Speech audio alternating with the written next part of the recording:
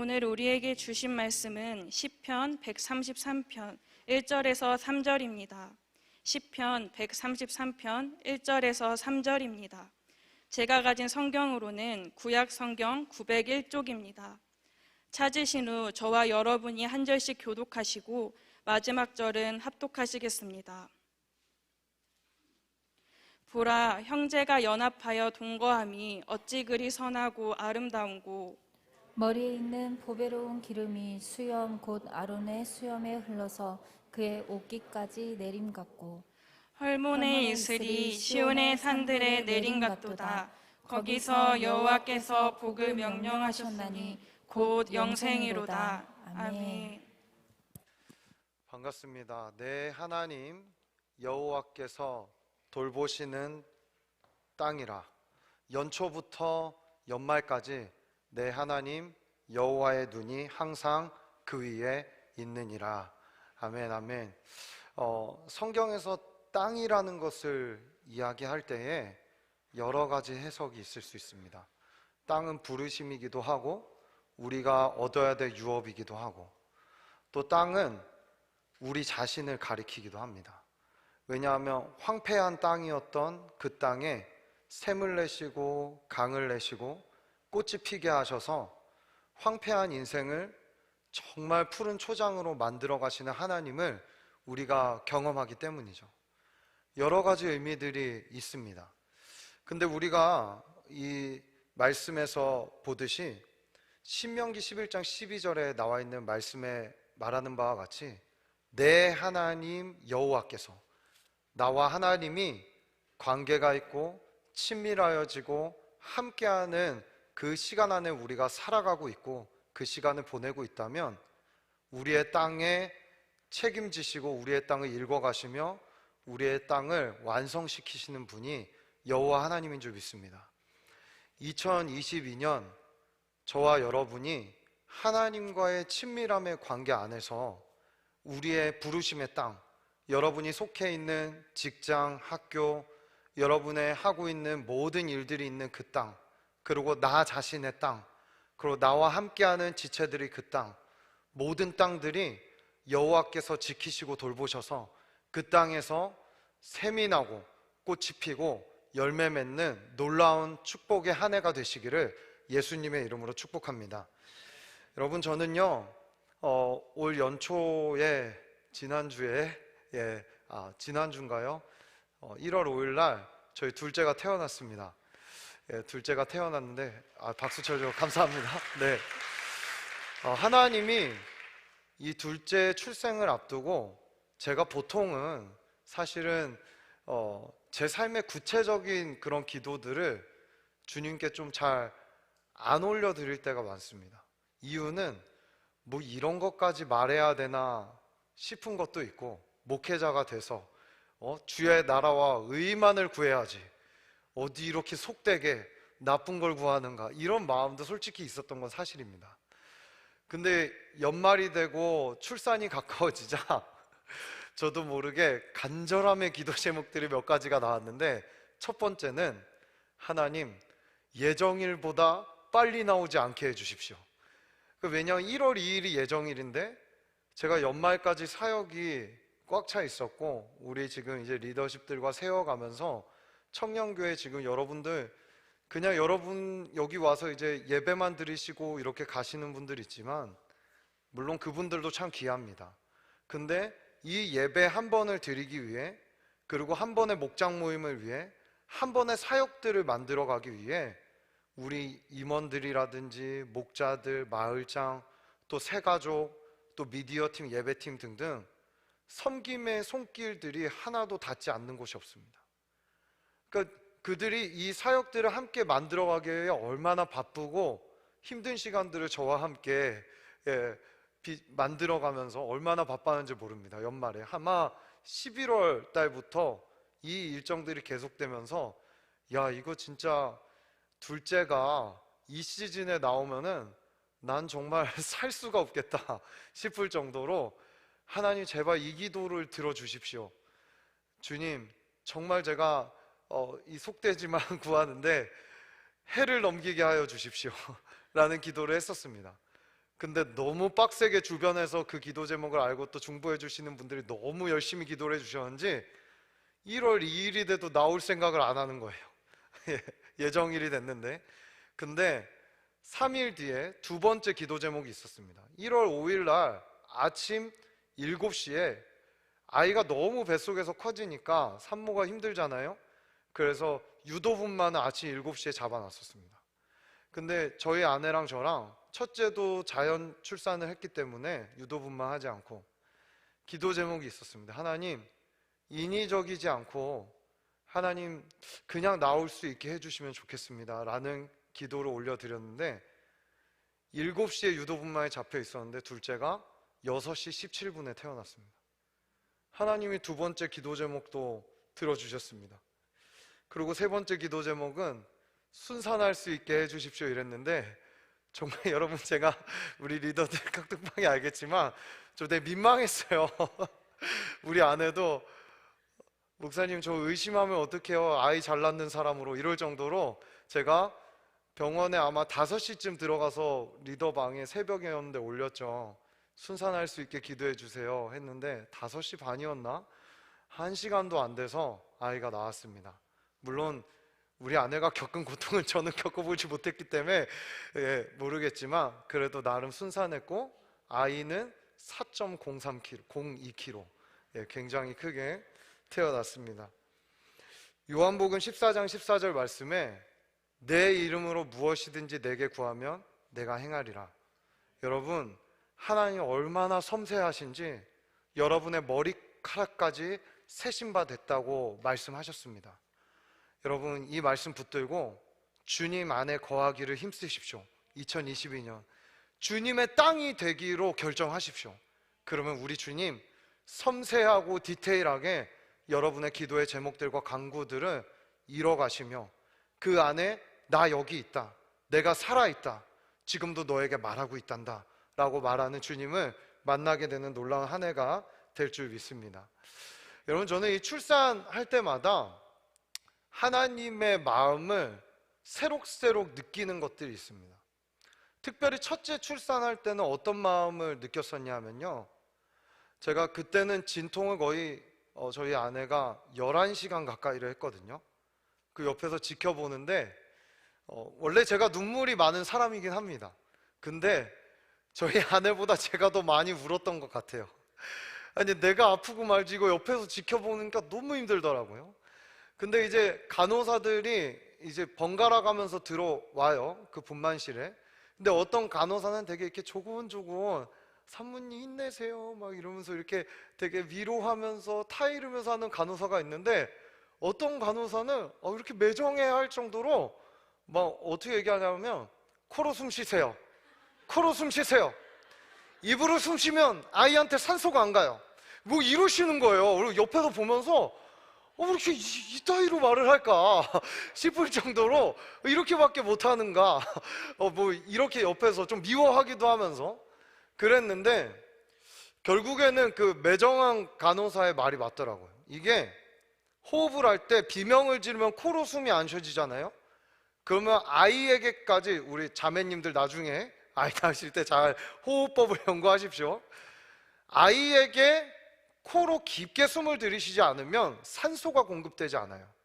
그 요즘에는 기계가 너무 좋아서 아이의 맥박수가 실시간으로 체크가 됩니다. 그러니까 이게 비명을 지르면 아이의 맥박수가 떨어져요. 그게 일정 수준으로 심각하게 떨어지면 바로 제왕절개로 들어가야 돼요. 아이가 숨을 쉴 수 없기 때문에. 그래서 그걸 보면서 여러 하나님의 마음을 느꼈습니다. 우리가 영혼을 낳고 내가 하나님의 자녀가 됐다는 것을 이야기할 때 주님의 해산의 고통을 많이 이야기하시잖아요. 그 해산의 고통으로 우리를 낳기까지의 주님의 마음이 어땠을까? 내가 쉬고 싶은 대로 숨 쉬는 것도 아니고 내가 움직이고 싶은 대로 움직이는 것도 아닌 그 마음이 어땠을까를 느끼면서 야, 이 하나님 아버지의 마음, 이 부모의 마음을 깊이 있게 깨닫고 느끼는 그 순간이 제가 첫 번째 아이를 출산할 때 있었습니다. 이번에 둘째를 출산할 때는 사뭇 다른 하나님의 마음을 느끼는 시간들이 있었습니다. 이번에도 눈물을 많이 흘렸습니다. 예. 근데 그 눈물은 분만실에서의 눈물이 아니었고, 우리가 전날 저희 집에서 안 자고 유도분만이 잡혀 있으니까 그 인근 가까운데 저희 처형이 살고 있어서 그쪽으로 가서 우리 결이와 새 가족이 결이의 임원에서 함께, 첫째 아이의 임원에서 함께 묵으면서 하루를 보냈습니다. 잠을 자려고 누웠는데 이렇게 가운데 결이가 누워 있고 저 결이 건너편에 우리 아내가 누워 있는데 청승맞게 눈물이 이렇게 누워서 옆으로 뚝뚝뚝뚝 떨어지는 거예요. 첫 번째는 결이를 보면서 그랬어요. 얘가 이제 우리 아내가 그 조리원에 들어가고 하면 인생을 살면서 한 번도 어머니와 이렇게 떨어져 본 적이 없고, 그리고 아이를 낳으러 가서 3일 동안도 제가 이제 아내 혹시라도 이렇게 수발도 들어야 되고 뭐 이렇게 무거운 것도 들어줘야 되고 하니까 같이 입원해 있어야 되는데 코로나 때문에 첫째 아이가 함께 병원에 들어오지 못하는 거죠. 저도 결이랑 이렇게 오래 떨어져 본 적이 처음인 거예요. 그걸 보는데 너무 그냥 안 됐고 마음이 아프고 해서 눈물이 뚝뚝뚝 떨어지는 거예요. 저희 아내가 울어? 이러는 거예요. 그래갖고 아니야 이러면서 이제 코 훌쩍거리면서 하는데 결국 자기도 울더라고요. 눈물을 흘리는데 그때 하나님 아버지의 마음이 느껴졌어요. 내가 나의 자녀들과 떨어져 있는 아픔을 요한아 느끼고 있니?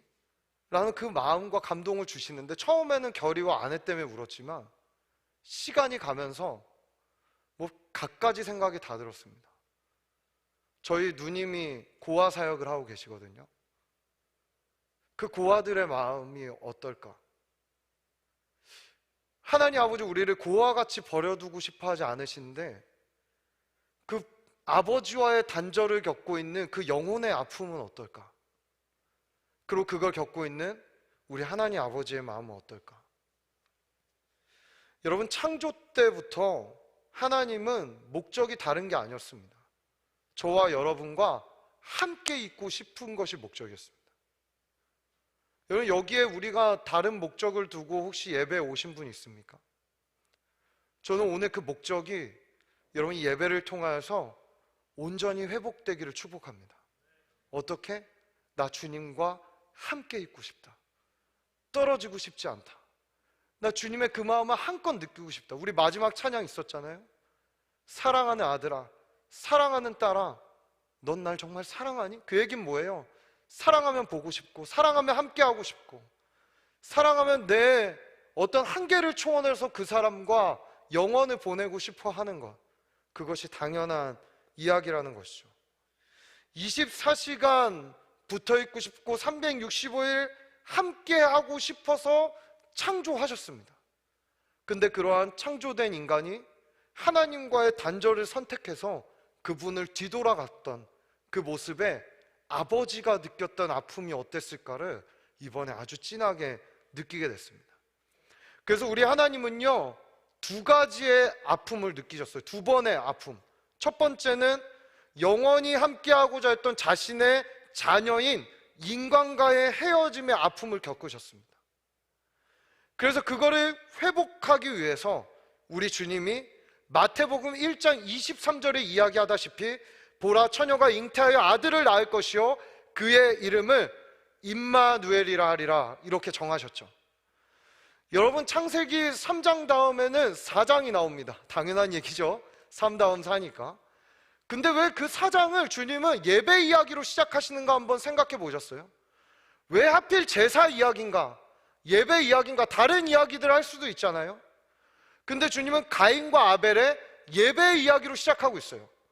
3장의 단절의 사건 이후에 우리 주님이 우리를 얼마나 만나고 싶어 하시는지, 얼마나 함께하고 싶어 하시는지, 그 희생의 제사와 제물을 통하여서 단절되어 있던 관계를 회복하고 싶어하는 아버지의 마음이 성경 가득 담겨 있다는 것입니다. 그래서 요한계시록 21장은 내가 이제 영원히 너희와 함께 할 거야 라는 약속의 말씀으로 끝나게 되는 것이죠. 여러분, 우리 주님은 4장에서도 예배의 이야기, 아브라함을 통해서도 약속의 땅을 회복시키시는 그 이야기, 출애굽을 통하여서 장막을 짓고 그 장막을 통하여서 임재하시는 쉐카이나의 영광으로 임재하시는 함께함의 이야기. 이제는 움직이는 장막이 아니라 고정된 성전 안에서 그 지성소에 임재하시는 아버지의 이야기.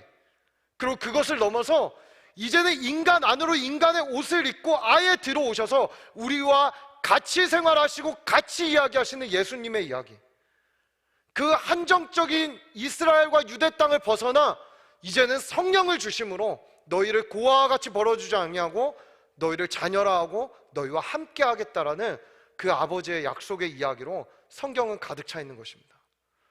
여러분, 이 약속을 우리가 믿고 알게 되기를 예수님의 이름으로 축복합니다. 여기 아버지의 마음이 담겨 있는 거예요. 여러분, 두 번째, 하나님은요 뗄래야 뗄 수 없는 자신의 아들과 헤어짐의 사건을 겪으셨습니다. 그렇죠? 여러분, 예수님은 어떤 분이죠? 여기에 어떤 누구도 태초부터 있었던 사람은 없습니다. 그렇죠? 다만 우리가 믿음으로 태초가 어떠했었던가를 성경을 통해 바라보게 되는 것이죠. 요한복음 1장 1절에서 3절, 우리 다 같이 한번 1절 3절 말씀을 다 같이 읽으면 좋겠습니다. 다 같이 읽습니다. 시작. 태초에 말씀이 계시니라. 이 말씀이 하나님과 함께 계셨으니 이 말씀은 곧 하나님이시니라.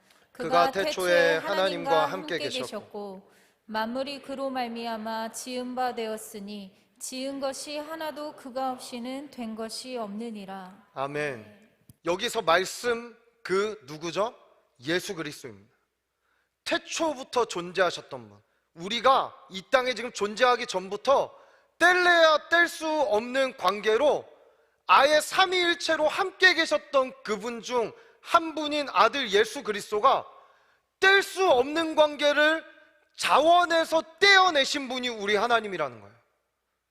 이 단절은 제가 결의와 겪는 단절?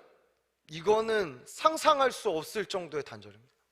이건 어쩜 제가 느꼈던 하나님 아버지의 극히 일부분의 아픈 부분일 수 있어요. 슬픔의 부분일 수 있어요. 근데 우리 하나님이 겪었던 슬픔은 우리의 상상을 초월하는 슬픔이라는 것입니다. 근데 그냥 떼어내는 정도가 아니라 어떻게 하셨죠? 직접 자기 손으로 자기의 아들을 저주해 버리십니다.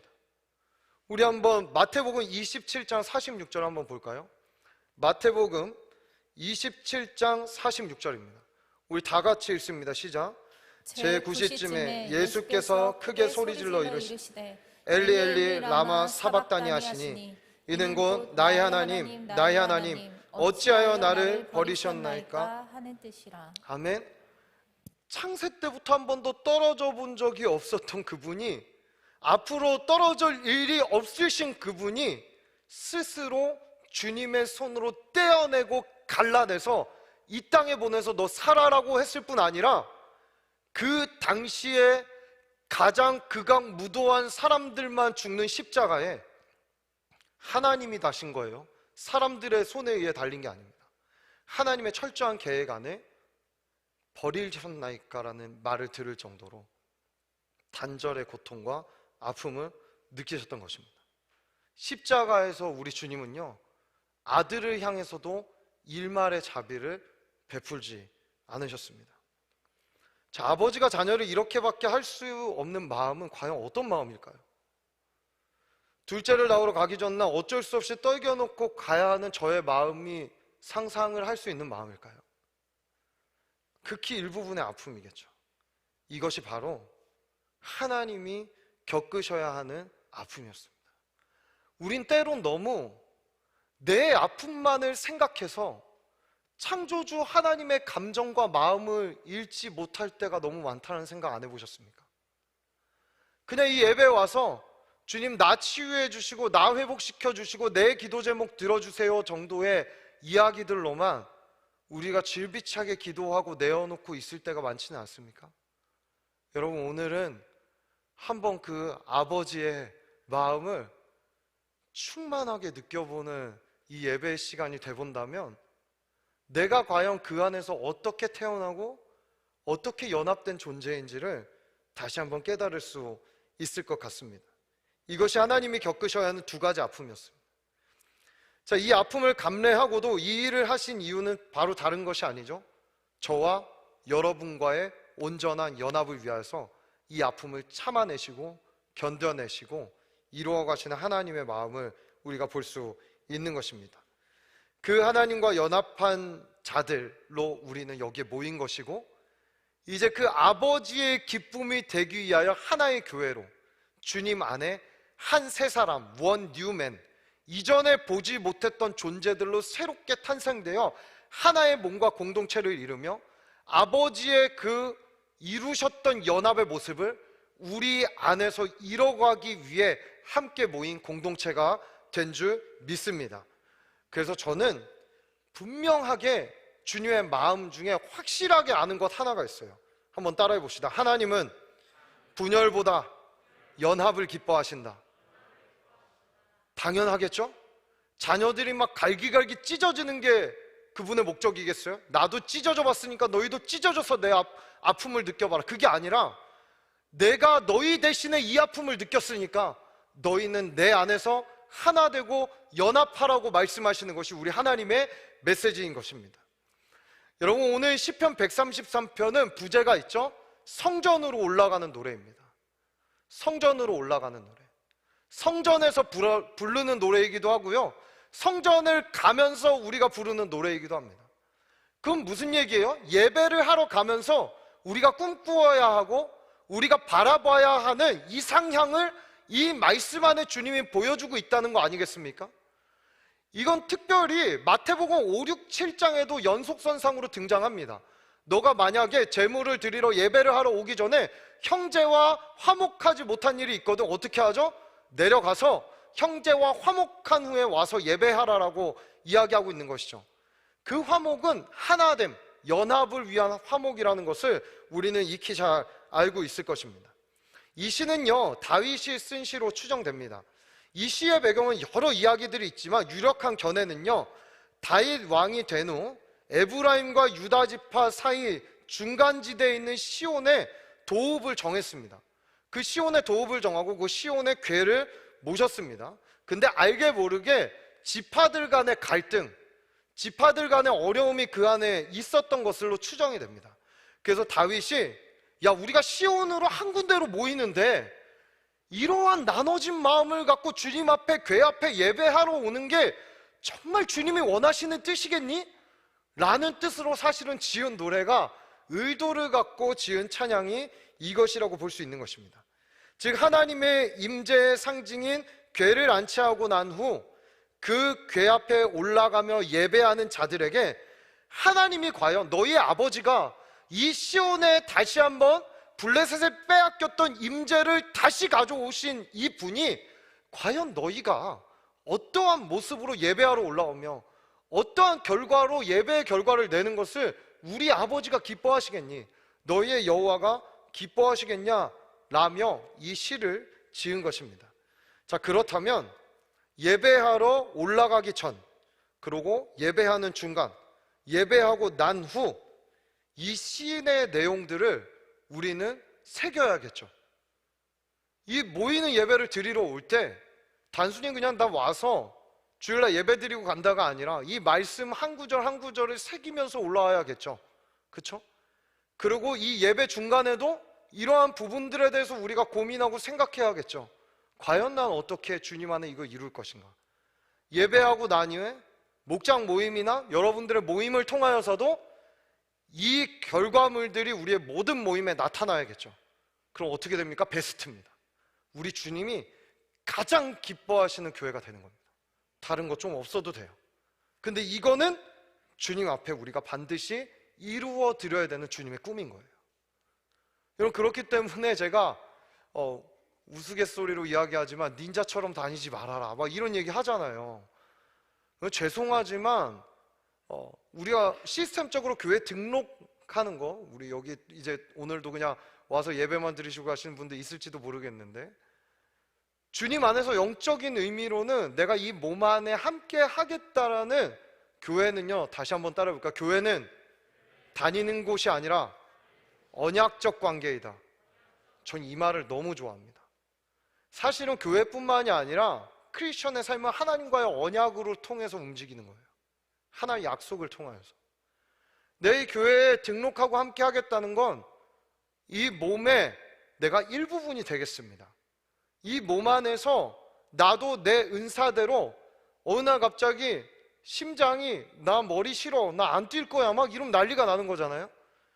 우리의 지체가 지체의 기능대로 그 은사대로 일을 하겠습니다. 그래야 온전해지기 때문에 이러한 결단과 이러한 각오로 교회에 함께하게 되는 것입니다. 여러분, 이러한 마음을 가지고 오늘 본문은 우리가 함께 지켜보기를 원합니다. 우리 133편 1절의 말씀을 한번 다 같이 읽어보겠습니다. 시작. 보라, 형제가 연합하여 동거함이 어찌 그리 선하고 아름다운고. 시온을 중심으로 하나 된 공동체가 함께 그 앞에 살게 된 모습을 보고 이야기하고 있는 것이죠. 이는 궁극적으로 예수 그리스도로 말미암아 모든 성도가 그 모퉁이 돌에 접합되어 하나 되는 모습을 에베소서에서 보여주듯이 이 그림이 그려주고 있는 것입니다. 여러분, 한번 우리 마태복음 12장 50절의 말씀 한번 볼까요? 누가 내 형제이며 누가 내 자매인가? 우리 마태복음 12장 50절의 말씀 다 같이 한번 읽겠습니다. 시작. 누구든지 하늘에 계신 내 아버지의 뜻대로 하는 자는 내 형제요 자매요 어머니니라 하시더라. 이건 그렇다면 뭔가요? 그냥 피로 섞인 게 아니라 누구든지 하나님 아버지를 한 아버지로 모시고 함께 하고자 하는 자는 내 피부친 형제와 자매가 될 수 있다라고 얘기하고 있는 것입니다. 이것이 당시 로마 사회에는 엄청난 센세이션을 준 거예요. 제 뒷부분에 또 이야기하도록 하겠습니다. 성별, 계층, 성향 등 모든 것이 달라도 오직 내가 그와 같이 이제 살지 않고 하나님 아버지를, 영원한 아버지를 섬기고 사랑하고자 하는 모든 형제와 자매는 한 공동체, 한 연합된 몸, 하나의 지체로서 살아갈 수 있게 되는 것입니다.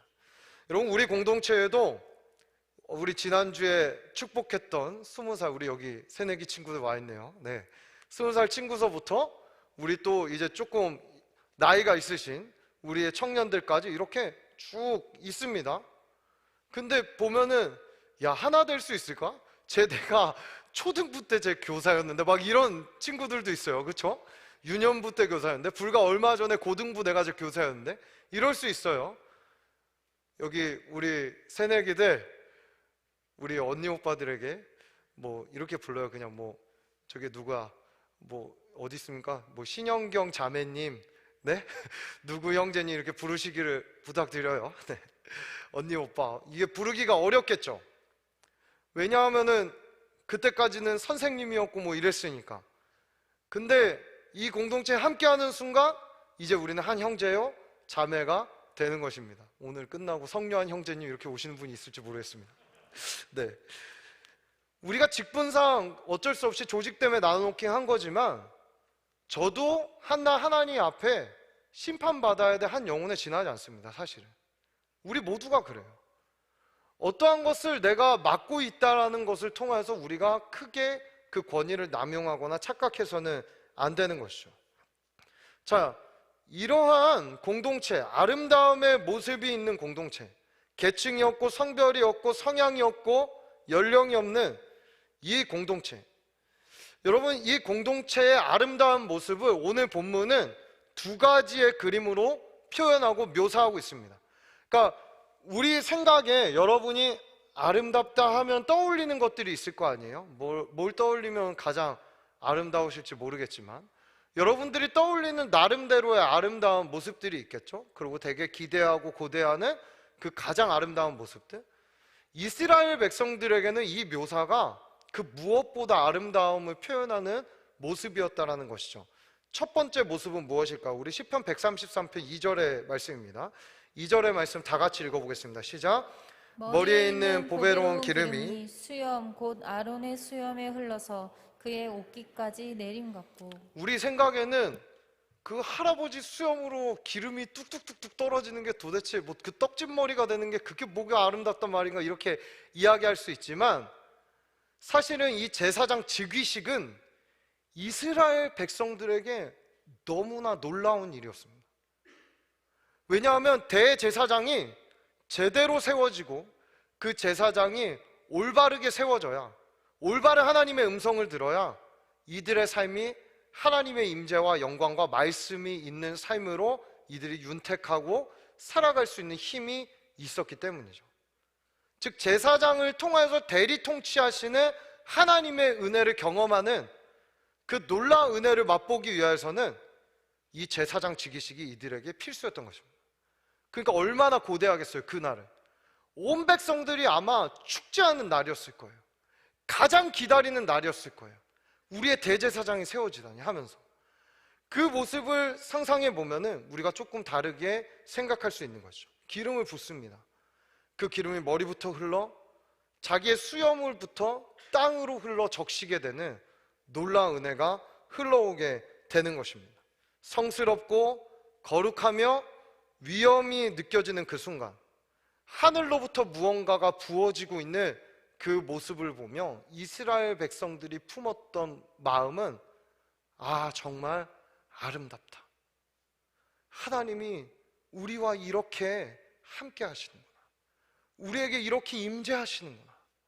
우리에게 이러한 영광을 볼 수 있는 기회를 주시는구나 라는 그 아름다움을 이스라엘 백성들은 상상할 수 있었던 것입니다. 하나님이 원하시는 연합은요, 아무나 할 수 있는 것이 아닙니다. 오직 하늘로부터 그 능력을 입은 자들만이 이뤄갈 수 있고 할 수 있는 것이라는 것을 이 말씀을 통해서 우리에게 주님께서 보여주고 계신 것입니다. 자, 두 번째 모습은 무엇일까요? 우리 133편 3절의 말씀 한번 읽어볼까요? 133편 3절의 말씀 다 같이 읽습니다. 시작. 헐몬의 이슬이 시온의 산들에 내림 같도다. 거기서 여호와께서 복을 명하셨으니 곧 영생이로다. 아멘.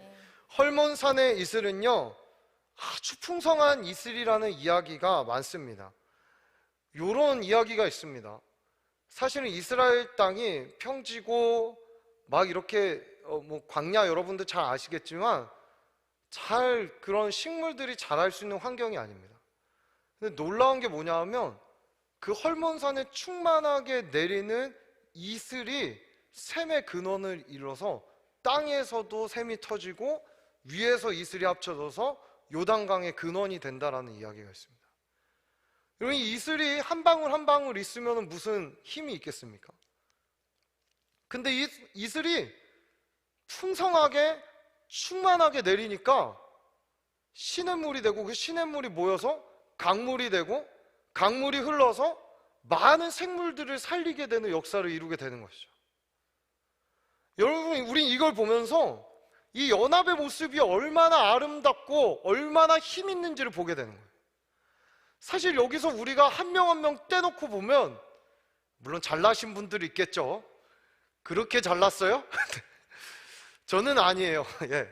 그렇게 잘난 사람이 있습니까? 한 명 한 명 떼놓고 보면은 저는 물론 우리 너무 존귀하고 귀한 우리 청년들이지만 우리 한 명 한 명의 삶을 보면 주님 앞에 또 세상 앞에 지극히 초라해지는 순간들이 많지 않나요?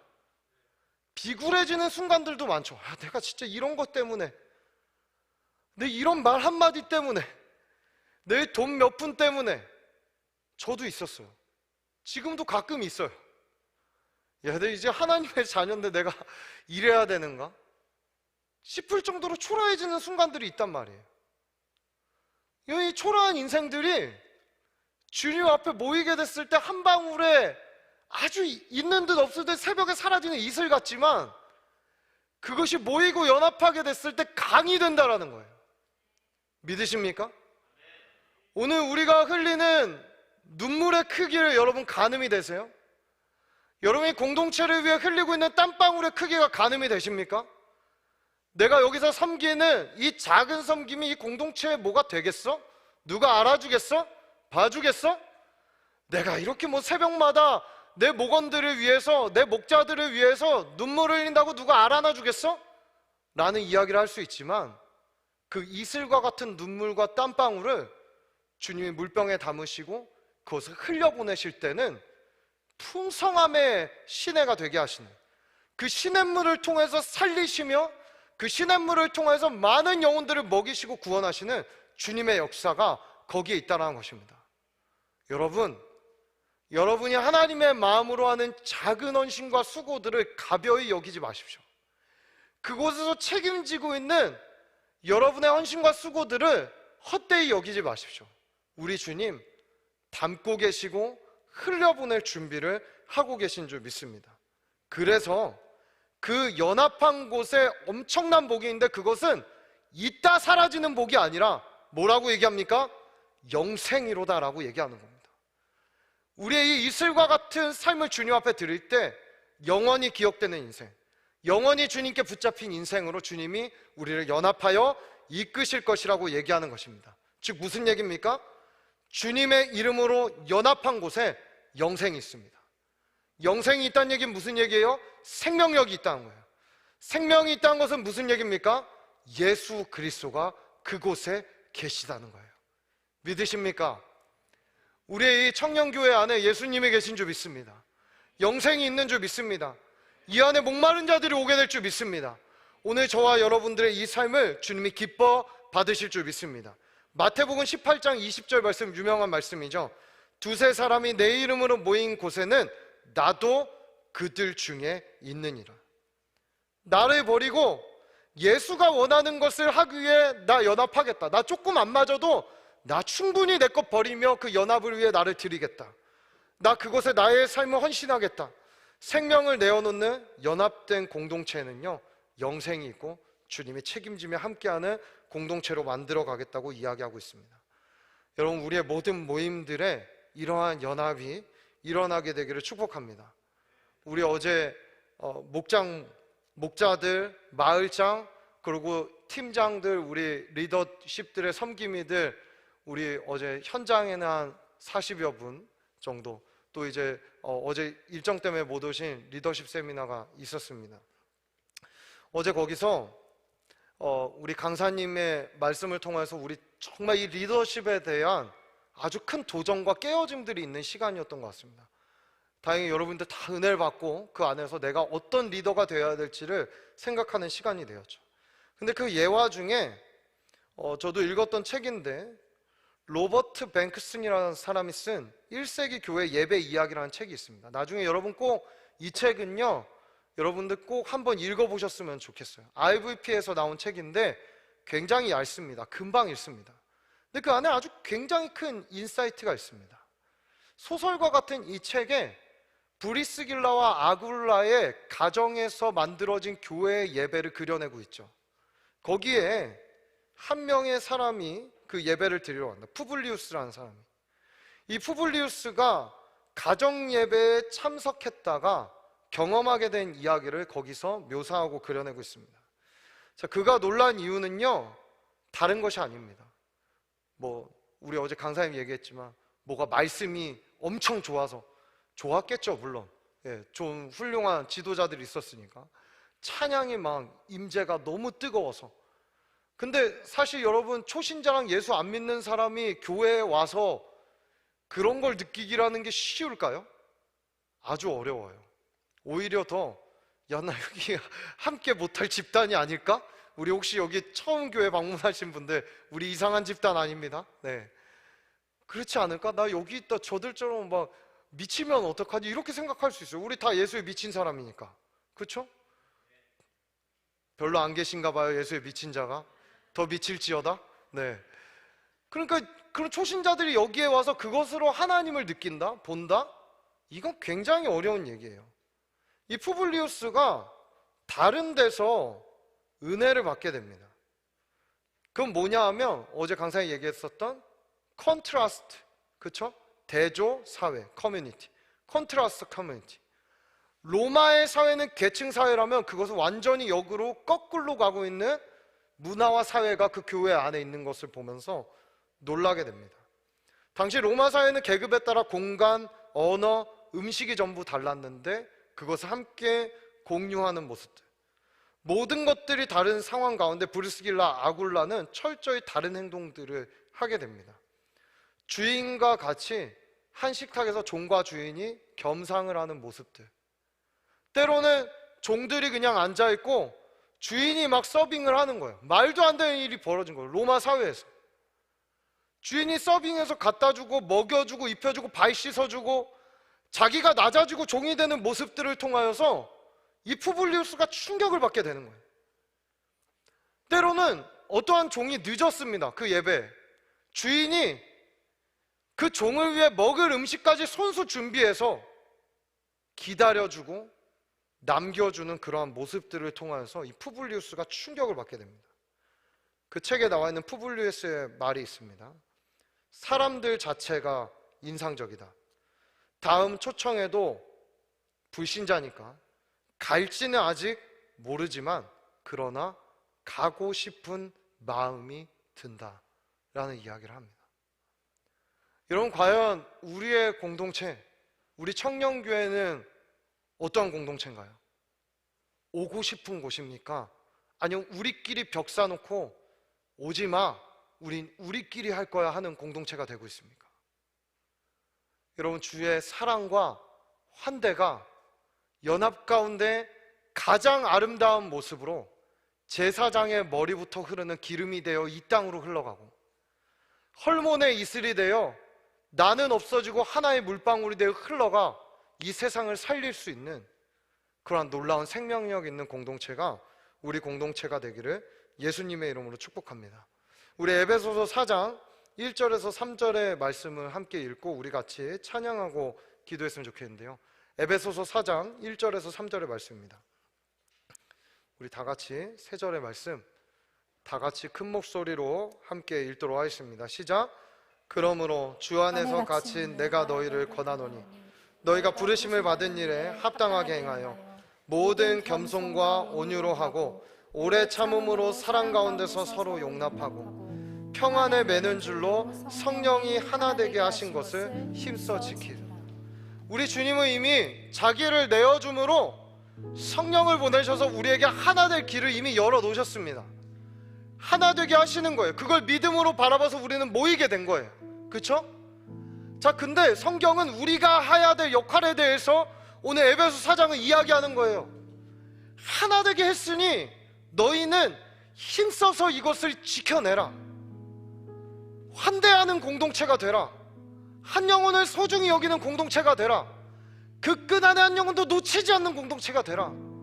그 사랑으로 모두를 끌어들여 회복시키며 치유시키며 생명력을 전할 수 있는 공동체가 되라 라고 주님이 우리에게 도전하고 계신 것입니다.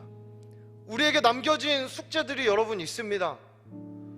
저는요 바라건대 우리의 모든 지체들이 모든 모임들을 귀히 여기게 되시기를 예수님의 이름으로 축복해요. 진짜로 우리의 모든 모임들에 주님이 원하시는 연합이 이루어졌으면 좋겠어요.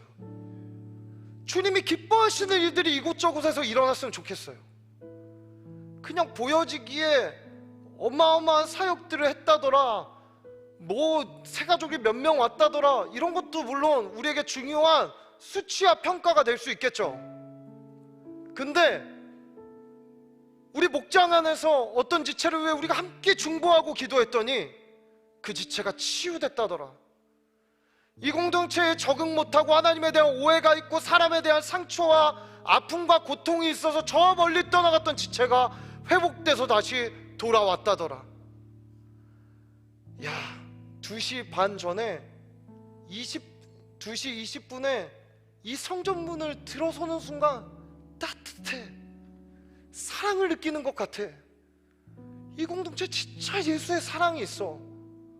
이 외롭고 힘든 시대에 정말 하나가 될 수 있는 공동체가 있구나. 내 영혼을 맡길 수 있는 공동체가 있구나. 이러한 놀라운 사랑을, 환대를 보여줄 수 있는 교회가 우리 시냇가 푸른 청년교회가 되기를 예수님의 이름을 축복합니다. 제가 한 4주간에 거쳐 연합에 대한 이야기로 말씀들을 주제로 풀어갈 겁니다. 여러분, 이때에 예배 함께하는 모든 지체들이 연합을 갈망하십시오. 아멘.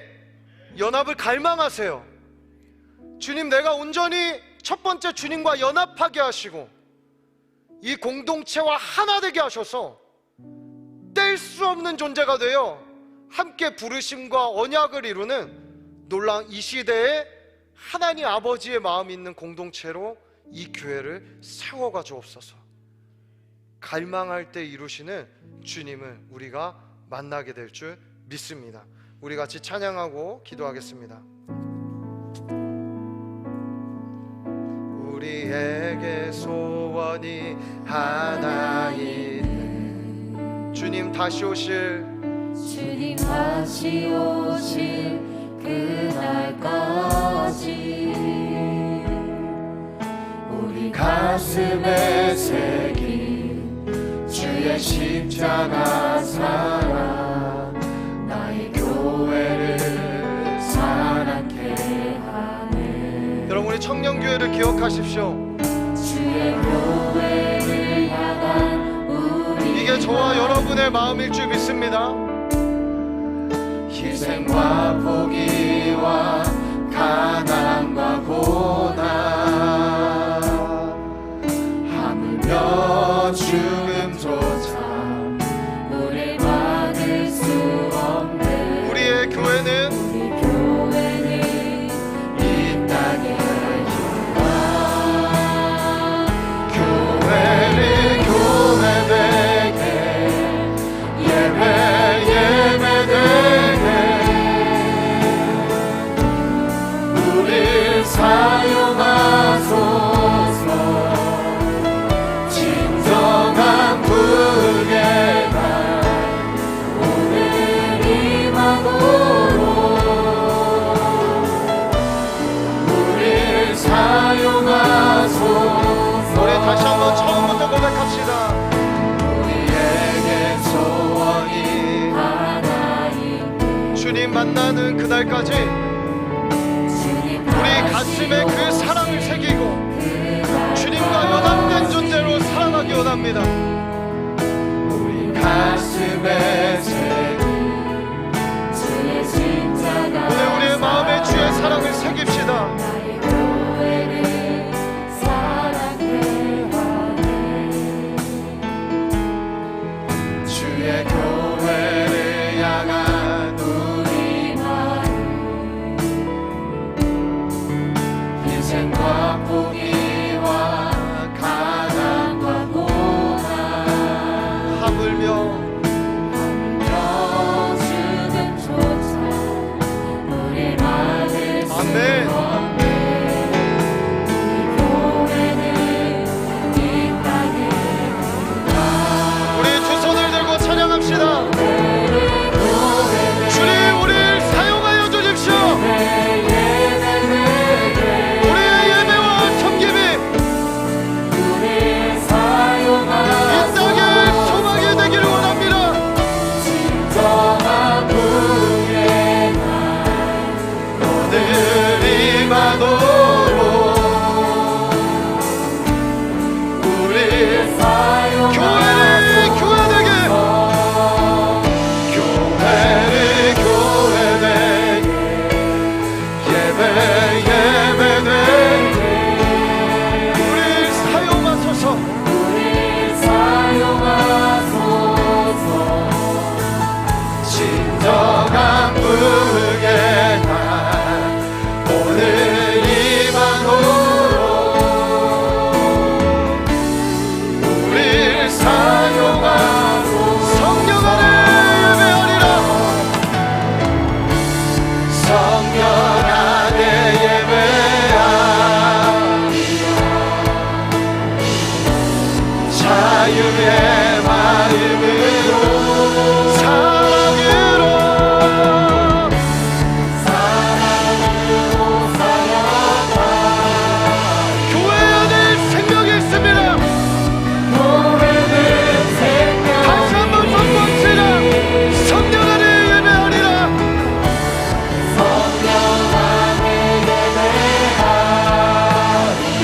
주의 영으로 충만하게 하세요.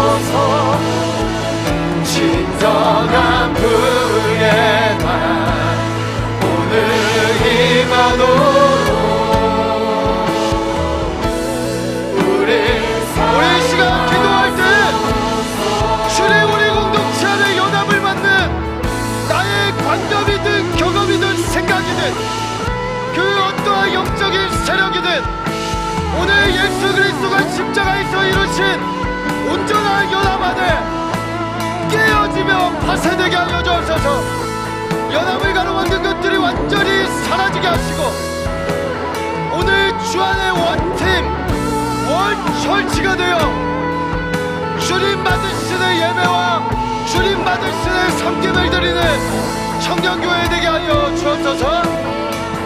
우리 그렇게 내 안에든 우리의 바깥 상황이든 영적인 어떤 상황이든 오늘 연합을 가로막는 것들을 향하여 과감하게 선포하고 과감하게 끊어내고 우리 안에 참된 연합을 이루게 하여 달라고 우리 주님의 이름 부르고 기도하며 나아갑니다. 주여, 오늘 모든 막힌 담들이 예수 그리스도의 이름으로 무너질지어다. 내 생각의 한계와 관념들, 높아진 여리고와 같은 장벽들이 하나님의 방법으로 무너져 내리게 하세요.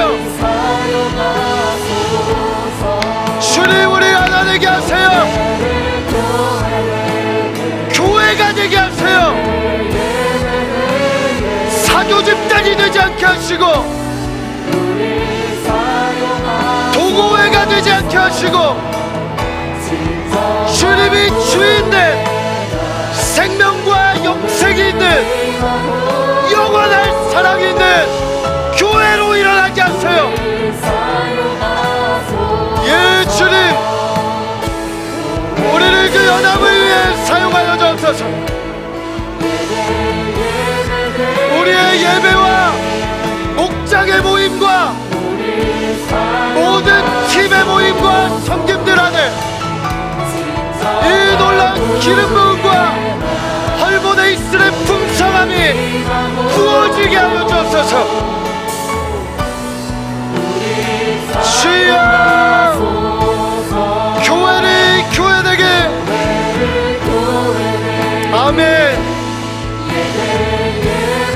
주님, 우리를 사용하여 주옵소서.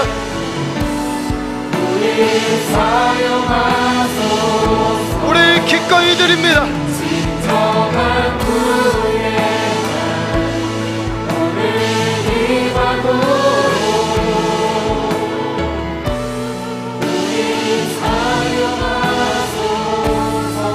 우리 이 시간에 한 가지만 더 기도합시다.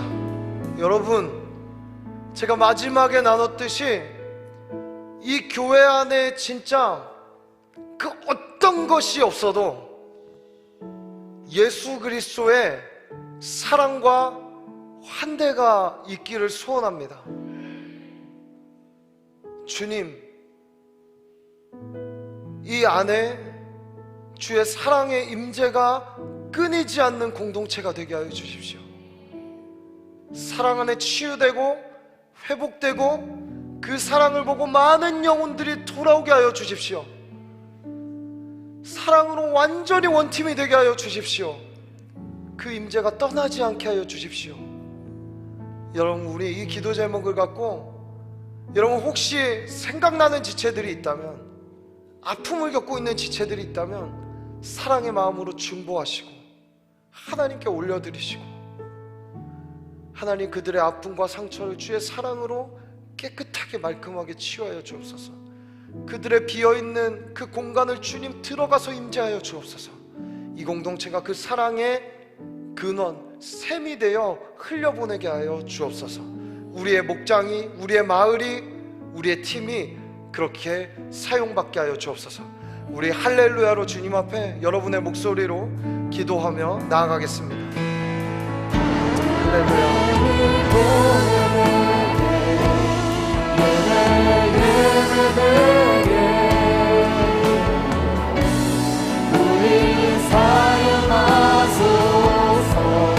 하나님, 영적으로 공급이 필요하고 육신과 정서적으로도 필요가 있는 우리의 사랑하는 지체들이 있습니다. 때론 사랑하는 가족 때문에 아픔을 겪고 있는 지체들도 있습니다. 때로는 하나님 가까이 있는 사람들 때문에 아픔을 겪고 있는 지체들이 있습니다. 주님, 여기서부터 흐르는 사랑의 샘물이 그들의 삶을 적시고 흘러들어가 마른 땅에 흘러가게 하시고 살아나는 역사가 있게 하여 주옵소서. 회복되게 하여 주옵소서. 주님, 우리의 기도를 그렇게 사용하여 주시고 우리의 예배를 그렇게 사용하여 주옵소서. 우리의 흘린 눈물방울이 헐몬의 이슬이 되게 하여 주옵소서. 우리의 흘리는 땀방울이 헐몬의 이슬이 되게 하여 주옵소서.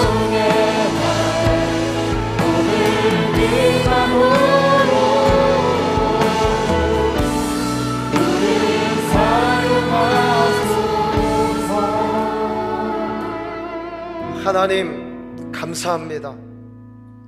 이슬과 같고 티와 재 같은 인생들의 기름을 부으시고 샘물을 나게 하시어서 가치 있는 삶으로 변화시켜 나만 살 뿐 아니라 남도 살리며 나만 주님과 연합할 뿐 아니라 저 푸석한 땅들을 살리는 그러한 존재들로 우리를 사용하여 주시니 감사합니다. 하나님, 그동안은 나 자신밖에 몰랐었습니다. 우리라는 것에 대한 마음이 왠지 모르게 사라지고 있었습니다. 하나님, 코로나 팬데믹을 겪으며 그 마음이 더 심해지고 있습니다. 하나님, 옛 우리의 믿음의 선배들은 문둥병이 있는 자들에게 가기 위하여 스스로 문둥병이 걸리기도 했고, 아픈 자들을 위하여 자신의 사지육체를 온전히 내어주는 그 믿음들을 어느새 우리가 저버리며 나 자신만 잘 되면 되지 라는 그러한 생각에 빠져 있는지 모르겠습니다. 주님, 주님을 안다고 하면서, 주님을 믿는다고 하면서 그 말씀이 우리의 삶의 능력이 되지 않는 그러한 버려진 인생들 되지 않게 하여 주셨고, 하나님, 말씀이 떨어지면 그 말씀대로 힘써 지키려고 하는 몸부림들이 우리 안에 살아나게 하여 주옵소서. 우리 시내가 푸른 정령교회가 그렇게 주님 앞에 쓰임받기를 원합니다. 우리 지체들의 눈물 방울방울을 주님 모아주시고 그들의 수고한 신의 땀방울들을 모아주셔서 이 물방울을 통하여 놀라운 생명의 역사가, 기름 부음의 역사가 이 땅에 일어나게 하여 주옵소서.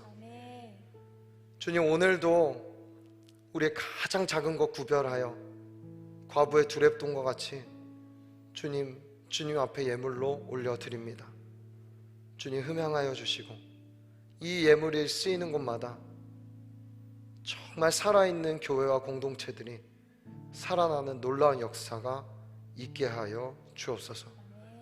드리고 싶으나 연약한 마음에 아직 드림의 기쁨을 느끼지 못해 드리지 못하는 지체들의 마음 살펴주시고, 그들의 비어있는 마음, 상처받은 마음, 연약해진 삶의 구체적인 기도 제목들 주님 들어주시어서 풍성한 하나님, 그들의 삶에 가장 선하고 귀한 것들로 채워 주옵소서.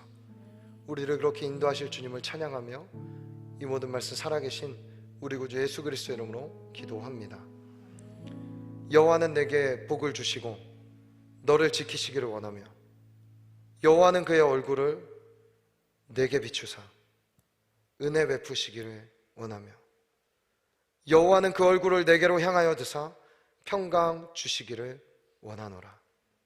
지금은 우리 구주 예수 그리스도의 은혜와 하나님 아버지의 사랑과 성령님의 감화감동 역사 교통하심이 이제는 나로 살아가는 것이 아니라 우리로 살아가며 이 땅 어디에도 볼 수 없는 아름다운 연합을 이루기로 결단하는 시냇가 푸른 청년교회 모든 지체들과 시냇가 푸른 나무교회와 오늘도 곳곳에서 예배하는 한국의 모든 교회들과 열방에 흩어져 있는 주님의 몸된 교회들 머리 위에 이제로부터 영원까지 함께 하시기를 간절히 축원하옵나이다. 아멘.